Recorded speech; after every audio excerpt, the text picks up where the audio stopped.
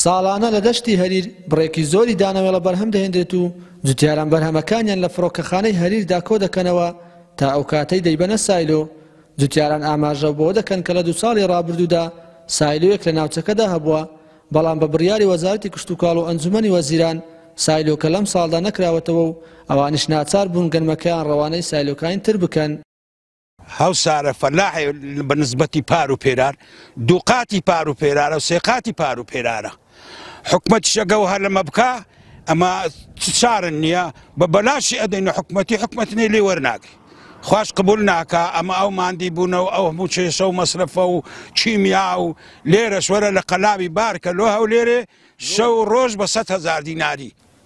وەک جوتیاران خۆیان باسی دەکەن بەهۆی نەکردنەوەی سایلۆوە ناچارن گەرمەکەیان بگوازنەوە بۆ سایلۆی هەولێر و مەغمور و بەو هۆیەوە زیانێکی زۆریان لێ دەکەوێت، چونکە دەبێت نیوەی ئەو قازانجەی دەستیان دەکەوێت بدەنە کرێی گواستنەوە و مانەوەی گەنمەکەیان تا لەیان وەردەگیرێت.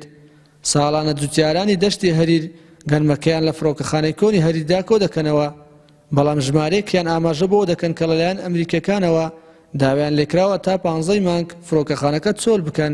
لەگەرەوەی حکوومەتی هەرێمی کوردستان سایلۆی نەکردەوە بە مانای ئەوەی کە دەرێ مەتار لەبەر ئەمریکیانە، لەبەر ئەمریکیانش نەبی ئێمە عرض دابی نەکەین بابێ لە عرض ڕوو بکە.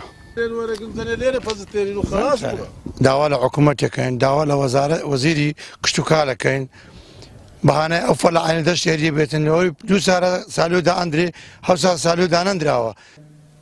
بەڕێوەبەری هۆبەی کشتوکاڵی ناحیەی هەریر باس لەوە دەکات بەراورد بە 2 ساڵی ڕابردوو بەرهەمی جوتیارانی ناوچەکە زیادی کردووە، مەزندە دەکرێت بەرهەمی ئەم ساڵ بگاتە 40 بۆ 50,000 تەن گەنم. ئاماژەی بەوەشدا کە قەیرانی دارایی و پێویستی بوونی کارمەندی زۆر هۆکارن بۆ نەکردنەوەی سایلۆکە لەم ساڵدا.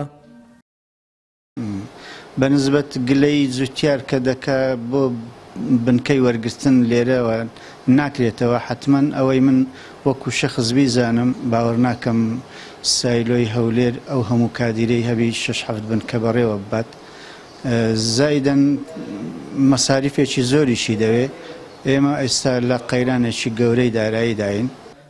بەهۆی فراوانی ناوچەکەوە جوتیاران داوای دروستکردنی سایلۆیەکی تایبەت بە خۆیان دەکەن بۆ ئەوەی چیتر بەهۆی گواستنەوەی بەرهەمی ساڵانەیانەوە زیانیان لێ نەکەوێت. ئەحمەد شاب NRT فڕۆکەخانەی کۆنی ناحیەی هەریر.